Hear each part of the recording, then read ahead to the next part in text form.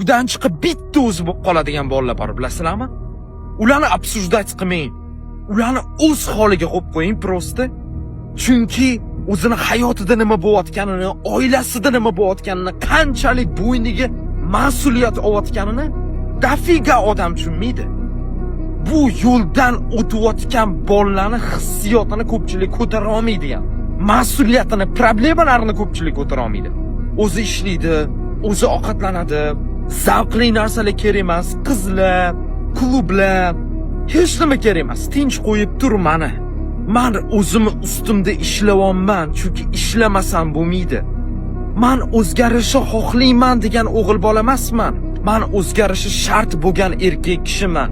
Men oilam uchun o'zgaryapman deydigan bolalar bular. Ko'pchilik absurdat qiladi bunaqa bolalarni. Lekin hayotida bir sekund ham yashab ko'ra olmaydi, men garantiya beraman. Garantiya.